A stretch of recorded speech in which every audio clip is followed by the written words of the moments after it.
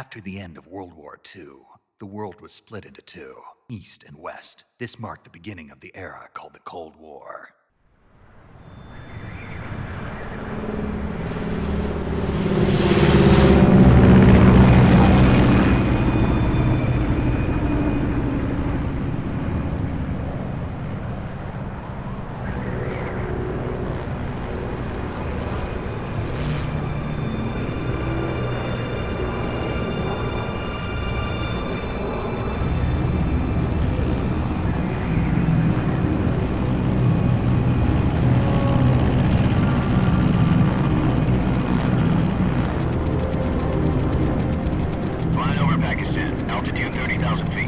Approaching Soviet airspace.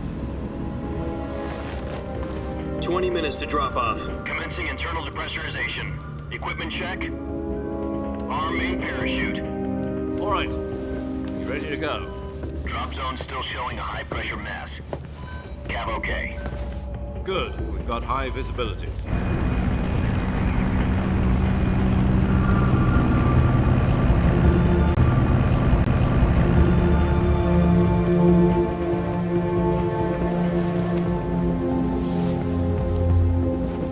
Put out that cigar. Connecting oxygen hose to interior connector. Put on your mask.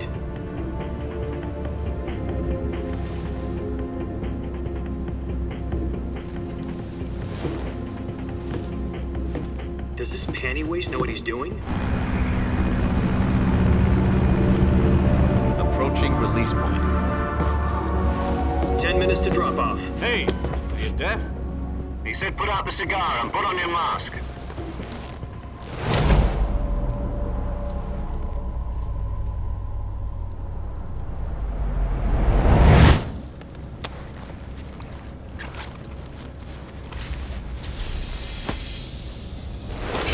Depressurization complete.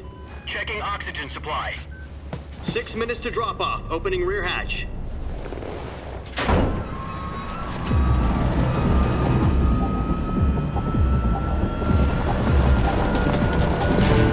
Sunrise.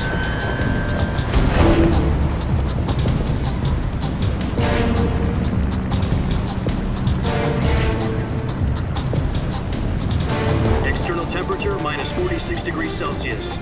2 minutes to drop off. Stand up. You'll be falling at 130 miles per hour. Try not to get frostbite from the wind chill. 1 minute to drop off. Move to the rear.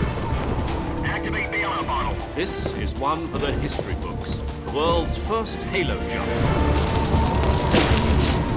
10 seconds to drop off. Stand by.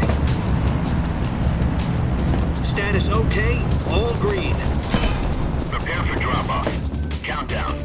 5, 4, 3, 2, 1. Spread your wings And fly. God be with you.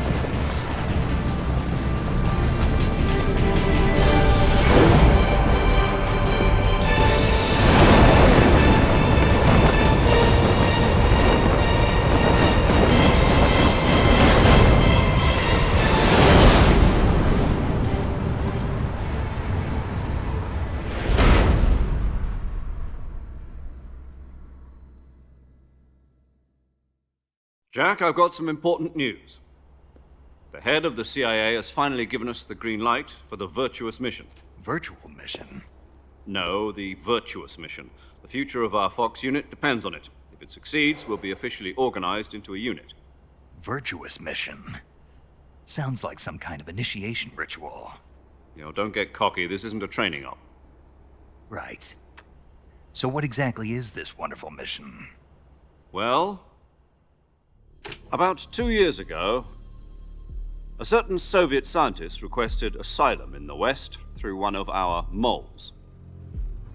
His name is Nikolai Stepanovich Sokolov. He's head of the OKB 754 Design Bureau, one of the Soviets' top-secret weapon research facilities, and the East's foremost expert on weapons development. Sokolov? Isn't he that famous rocket scientist? The very same.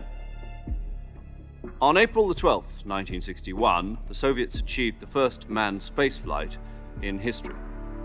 The Earth was blue, but there was no God. Well spoken. The rocket that carried Yuri Gagarin into orbit was the A-1, known as the Vostok rocket. Sokolov is said to be the man most responsible for the multi-engine cluster used in that rocket.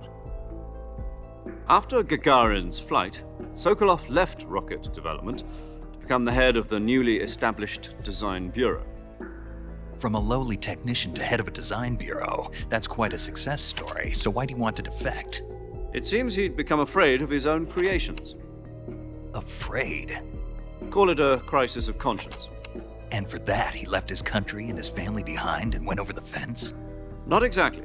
One of his conditions was that his family was also to be taken safely to the west. We used a mole to get the family out first and succeeded in sneaking Sokolov over the Berlin Wall shortly afterwards. I was the one who conducted the operation. The security on the eastern side was still full of holes back then. Then what? We got Sokolov over in one piece, but the whole ordeal had left him exhausted, and we checked him into a hospital in West Berlin. It took him 2 weeks and more than 600 miles to get from the research facility in the Soviet Union to Berlin. He was in no condition to say anything coherent. And it was only a week later that we had something much bigger on our hands. The Cuban Missile Crisis. October the 16th, 1962, President Kennedy received word that the Soviets were in the process of deploying intermediate-range ballistic missiles in Cuba. The President demanded that the Soviets dismantle and remove the missiles. At the same time, he announced a naval blockade to prevent further missile shipments from reaching Cuba. But the Soviets didn't back down, instead placing their armed forces on secondary alert. Soviet transport ships carrying missiles continued on course towards Cuba. US and Soviet forces went on alert for an all-out nuclear war. Frantic negotiations were conducted through the UN's Emergency Security Council and unofficial channels to end the hair-trigger standoff. Finally, on October the 28th, the Soviet Union agreed to remove its missiles from Cuba, and so the world avoided a nuclear holocaust. But in order to get the Soviets to pull their missiles out, we had to make a deal. You mean the one where the US agreed to remove its IRBMs from Turkey? No. The Jupiter IRBMs deployed in Turkey were obsolete, and we were going to get rid of them anyway. They had no strategic value whatsoever to either the US or the Russians. The Turkey deal was a ruse, a cover story that was fed to the other intelligence agencies around the world. So what did the Russians really want? Sokolov. They wanted us to return Sokolov. You mean the Soviets pulled out of Cuba just to get their hands on Sokolov? That's right. What the hell was he working on? At the time, we had no idea. We were running out of time. It was either give up Sokolov or risk full-scale nuclear war. In the end, we had no choice. President Kennedy gave in to Khrushchev's demand. The next day, I got Sokolov out of the hospital, handing him over to agents on the eastern side. Sokolov kept on screaming, "Save me," until he disappeared from my sight. Then a month ago, we received some new information from one of our moles. About Sokolov? Yes. He was taken back to the research facility and forced to continue working on the weapon in question under KGB supervision. What's more, it's on the verge of completion. So what kind of weapon is it? Something to do with space rockets? No, missiles. Same technology. I guess you're right. We don't know the details, but it appears to be a new kind of nuclear device. For half a year now, the Soviets have been conducting frequent nuclear tests at Semipalatinsk. Something to do with the weapon, I assume. We're talking about a secret weapon so big that Khrushchev was ready to pull out of Cuba to get it back. Is Sokolov still in the facility? No. According to our intelligence, he's in Selinoyarsk, a place in the mountains about 3 miles to the west that's known as the Virgin Cliffs. The Virgin Cliffs. Nice name for a virtuous mission. They moved him there just recently. Why?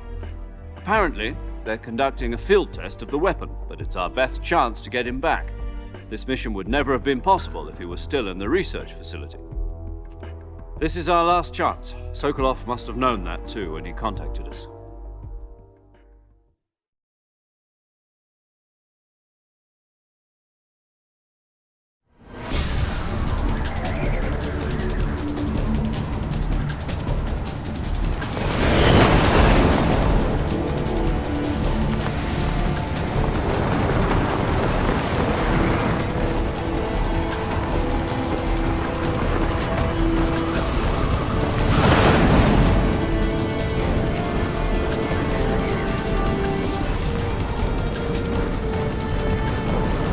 Listen up, Jack. Your mission is to infiltrate Selino-Yarsk in the Soviet mountains, ensure the safety of Sokolov, and bring him back to the west.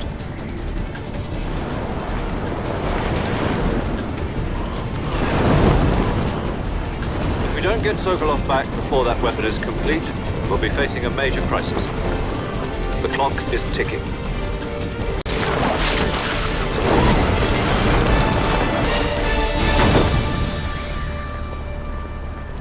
Once we've confirmed the rescue of Sokolov, stand by at the recovery point. A recovery balloon will be dropped at that point. Helium will be pumped into the balloon to inflate it. The process takes about 20 minutes. Once it's complete, the gunship's arm will latch onto the balloon and pull it up. The Fulton surface-to-air recovery system. I'm familiar with the theory. Take it easy. It's been combat proven. Do you think Sokolov is up to it? The shock will be less than during a parachute jump, and the arm can handle up to 500 pounds. So you're planning on going over the border in a single combat Talon?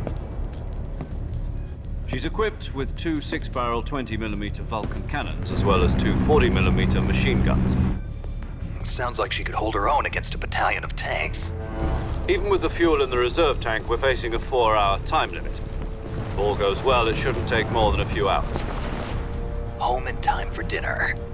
But if anything goes wrong, you'll be eating dinner, breakfast, and all the rest of your meals in the jungle.